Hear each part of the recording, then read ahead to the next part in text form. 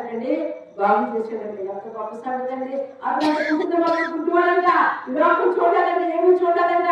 అతను అందరూ కూడా ఎవరు పిసివద్దేశండి, గుడ్డివాడా పిసివాడంట.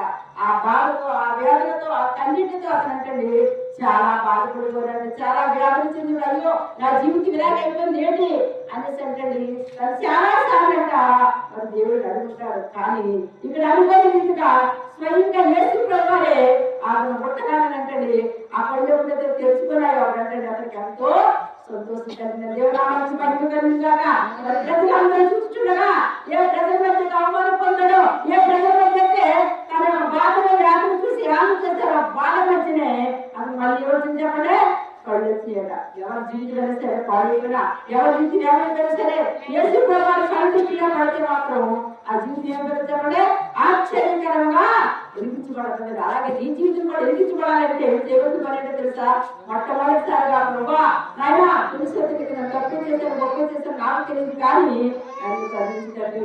క్రిస్మస్ ఎన్నో అయిపోతున్నాయా, ఎన్నో సంవత్సరాలు గడిచిపోతున్నాయి, ఎన్నో ఏళ్ళు గడిచిపోతున్నాయి, నా జీవితం మారలేదు, నేను ఇలాగే ఉన్నాను, నా జీవిత పరిస్థితి ఎలా ఉంది ఏంటో నాకు అర్థం కావట్లేదయ్యా, ఒక్కసారి నన్ను దర్శించమనిసంట. ఎవరైతే మరి మనస్ఫూర్తిగా పూర్ణ మనసుతో పూర్ణ ఆత్మతో యేసయ్యని అడుగుతారో అటువంటి వారి జీవితాల్లో కంట యేసయ్య వస్తాడంట. అప్పుడు ఆయన హృదయంలో పుడతాడంట. అటువంటి యొక్క హృదయాన్ని యేసయ్యకి ఇచ్చాడంట. యేసయ్య హృదయంలో పుడతాడని పుట్టివాడు హృదయం చెప్పలే యేసయ్య పుట్టాడు. దేవునామానికి మహిమ కలుగుగాక. ఎంత గొప్ప సంగతి! ఇన్ని సంవత్సరాలు ఏది సంతోషం ఈ లోకాన్ని చూస్తున్నాడు, ప్రభుని చూస్తున్నాడు, తల్లి చూస్తున్నాడు, తండ్రి చూస్తున్నాడు, అందరినీ చూస్తున్నాడు హ్యాపీ కదా చెప్పండి, ఎంతో హ్యాపీ. అందుకే ఆయనకి ఏం పేరు పెట్టబడుతుంది?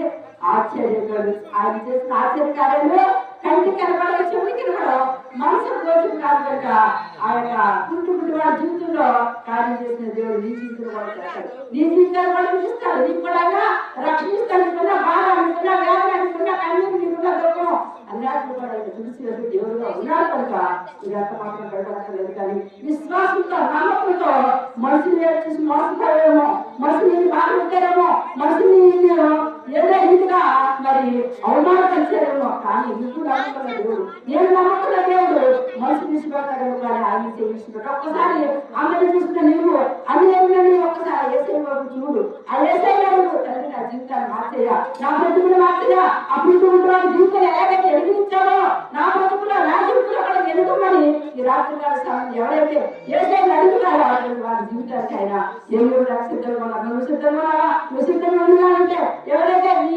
ద్వారా దేవుడు మాట్లాడుతున్నారో వాళ్ళు ఒక్కసారి